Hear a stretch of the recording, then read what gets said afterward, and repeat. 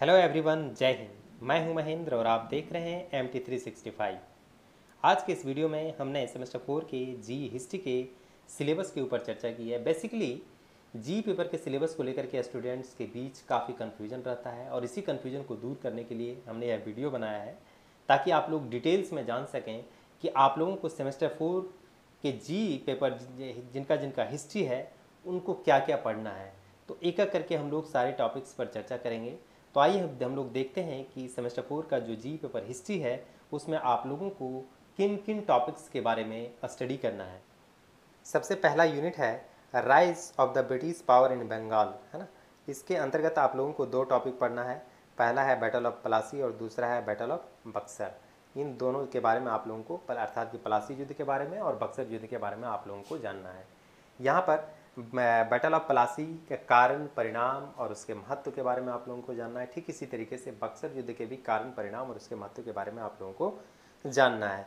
दूसरा यूनिट में आप लोगों को पढ़ना है एक्सपेंशन ऑफ ब्रिटिश रूल, अर्थात कि भारत में ब्रिटिश सत्ता का प्रसार कैसे कैसे हुआ, इसके बारे में आप लोगों को जानना है।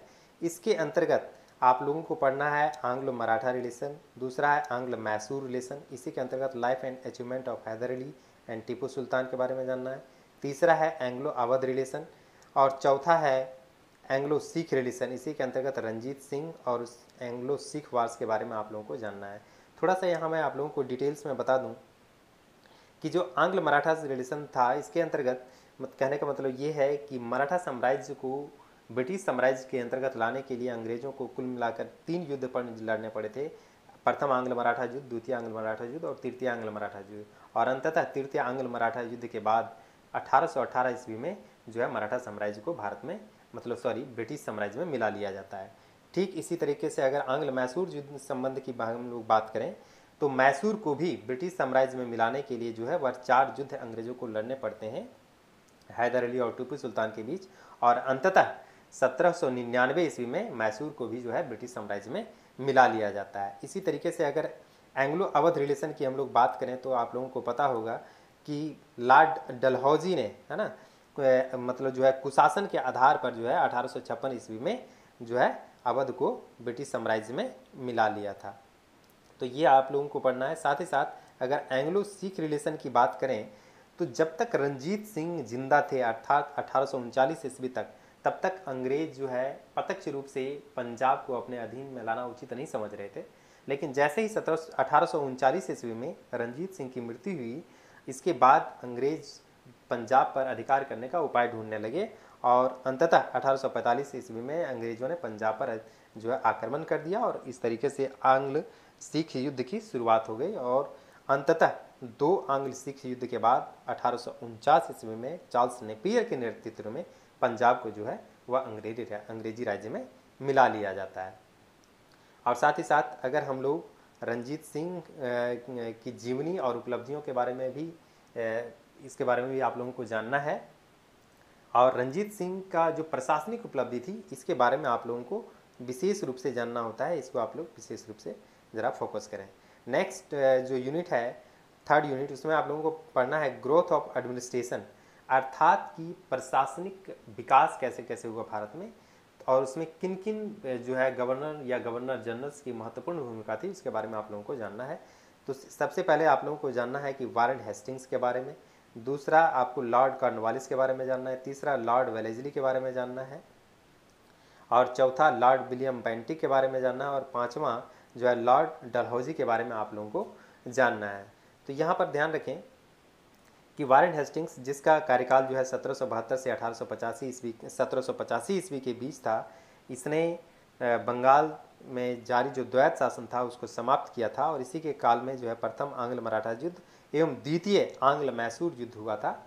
तो इसके बेसिकली सुधारों के बारे में भी आप लोगों को पढ़ना है और इसके कार्यों के बारे में भी आप लोगों को पढ़ना है।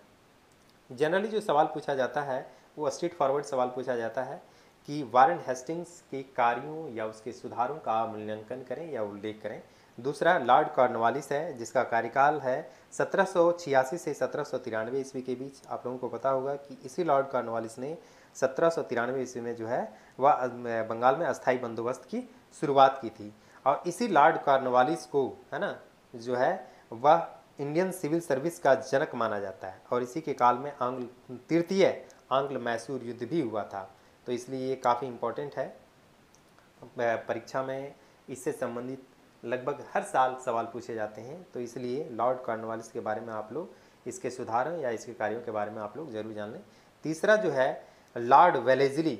लॉर्ड वेलेजली की सब्सिडरी अलायंस अर्थात कि सहायक संधि के बारे में अक्सर सवाल पूछा जाता है, शॉर्ट या लॉन्ग क्वेश्चन में भी, तो इसके बारे में भी आप लोग जरूर जानें। लॉर्ड वेलेजली, इसका कार्यकाल का जो था वो 1798 से लेकर के 1805 ईस्वी के बीच में था।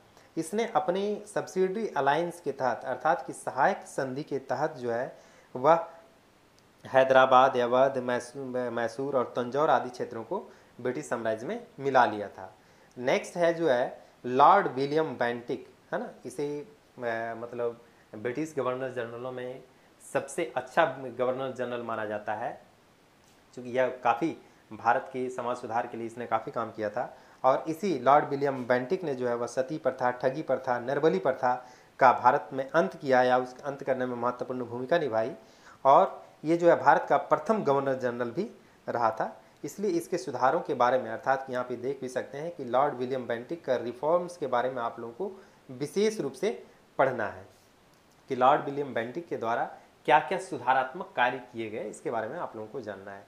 और लास्ट है लॉर्ड डलहौजी। लॉर्ड डलहौजी का डॉक्ट्रिन ऑफ लैप्स के बारे में आप लोगों को जानना है कि विलय का लॉर्ड डलहौजी का विलय का जो सिद्धांत था उसके बारे में आप लोगों को जानना है। साथ ही साथ लॉर्ड डलहौजी ने ना सिर्फ जो है विलय की नीति अपनाई थी बल्कि काफ़ी सारे रिफॉर्म्स भी किए थे, सुधार भी किए थे, तो उसके बारे में भी आप लोगों को जानना है।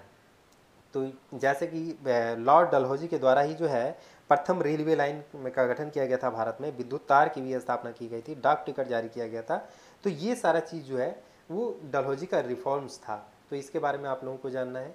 नेक्स्ट जो यूनिट है वह है रूरल इकोनॉमी एंड सोसाइटी अर्थात कि ग्रामीण अर्थव्यवस्था और समाज के बारे में आप लोगों को जानना है। इसके अंतर्गत मतलब land revenue system and their impacts पहला जो टॉपिक है उसके जो पढ़ना है आप लोगों को। कहने का मतलब ये है कि भू राजस्व प्रणाली और उसका प्रभाव क्या क्या पड़ा, इसके बारे में आप लोगों को जानना है।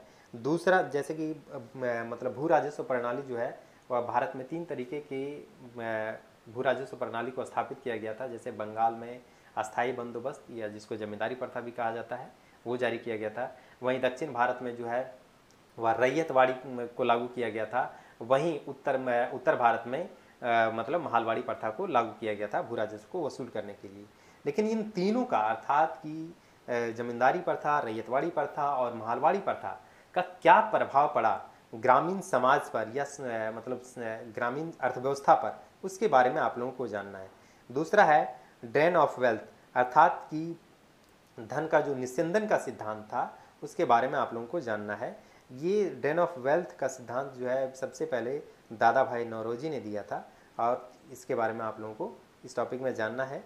नेक्स्ट आप लोगों को पढ़ना है यूनिट जो है आप लोगों को पढ़ना है cultural changes and social religious reform movement अर्थात कि जो सांस्कृतिक परिवर्तन हुआ और सामाजिक धार्मिक सुधार आंदोलन हुआ उसके बारे में आप लोगों को पढ़ना है। इसके अंतर्गत आप लोगों को सबसे पहले पढ़ना है राइज ऑफ मॉडर्न एजुकेशन अर्थात कि आधुनिक शिक्षा का विकास भारत में कैसे हुआ ये जानना है। दूसरा है growth of press and role in national movement अर्थात कि प्रेस का भारत में कैसे कैसे विकास हुआ और राष्ट्रीय आंदोलन में प्रेस की क्या भूमिका रही, इसके बारे में आप लोगों को जानना है।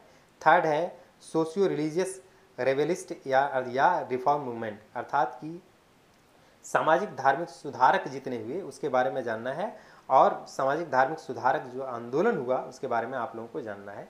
ये बेसिकली सामाजिक धार्मिक सुधारक आंदोलन के बारे में 19वीं शताब्दी में जो सामाजिक धार्मिक सुधार आंदोलन हुआ था उसके बारे में आप लोगों को जानना है। इसके अंतर्गत इसी थर्ड टॉपिक के अंतर्गत आप लोगों को बेसिकली पढ़ना है ब्रह्म समाज, आर्य समाज, प्रार्थना समाज, रामकृष्ण मिशन, देवबंद स्कूल और अलीगढ़ मूवमेंट।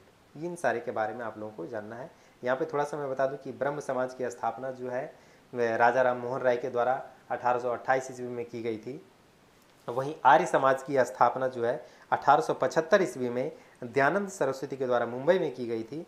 और अगर प्रार्थना समाज की अगर हम लोग बात करें तो प्रार्थना समाज की भी स्थापना मुंबई में जो है महादेव गोविंद रानाडे और आत्माराम पंडुरंग के द्वारा 1867 ईस्वी में की गई थी तथा रामकृष्ण मिशन की स्थापना स्वामी विवेकानंद के द्वारा की गई थी।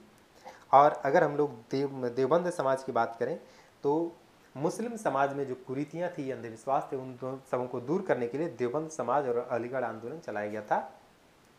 तो इन दोनों के बारे में भी आप लोगों को जानना है। नेक्स्ट जो यूनिट है वह है revolt of 1857 causes, nature, expansion, result and impact, अर्थात कि 1857 की क्रांति के बारे में आप लोगों को पढ़ना है कि 1857 की क्रांति के क्या कारण रहे, उसकी क्या प्रकृति था, कहाँ कहाँ उसका विस्तार हुआ, उसका क्या परिणाम हुआ और उसका क्या प्रभाव रहा।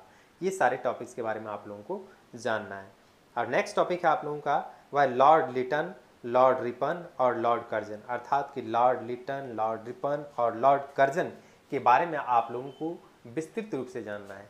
इन तीनों मतलब जो गवर्नर जनरल हुए उनकी नीतियों के बारे में और उसके कार्यों के बारे में आप लोगों को विस्तार पूर्वक जानना है। यहाँ पे एक चीज़ मैं बता दूं कि इस तीनों में से किसी एक से प्रत्येक साल सवाल पूछा जाता है, इसलिए इन तीनों को आप लोग जरूर तैयार कर लें।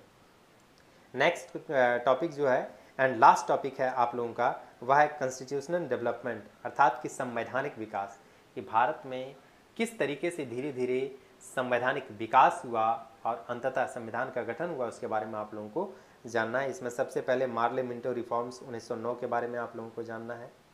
दूसरा है मॉन्टेग्यू चेम्सफोर्ड रिफॉर्म्स 1919 के बारे में आप लोगों को जानना है। तीसरा है गवर्नमेंट ऑफ इंडिया एक्ट 1935 के बारे में आप लोगों को जानना है। चौथा इंडियन इंडिपेंडेंट एक्ट 1947 के बारे में आप लोगों को जानना है। तो इस तरीके से कुल 8 यूनिट आप लोगों को जो है सेमेस्टर 4 की जी हिस्ट्री सिलेबस में आप लोगों को पढ़ना है। आप लोग एक बार फिर से देख लें कि यूनिट 1 में आप लोगों को rise of British power in Bengal में पढ़ना है, इसमें आप लोगों को बैटल ऑफ प्लासी और बैटल ऑफ बक्सर पढ़ना है। दूसरे टॉपिक में एक्सपेंशन ऑफ ब्रिटिश रूल के बारे में आप लोगों को जानना है।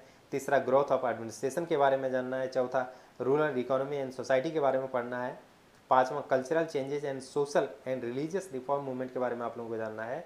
छठा रिवॉल्ट ऑफ 1857 के बारे में आप लोगों को जानना है। सातवां Lord Lytton, Lord Ripon, Lord Curzon के बारे में आप लोगों को जानना है। एंड लास्ट कॉन्स्टिट्यूशनल डेवलपमेंट के बारे में आप लोगों को पढ़ना है। तो ये सारे टॉपिक्स आप लोग बहुत बेहतर तरीके से कवर कर सकते हैं।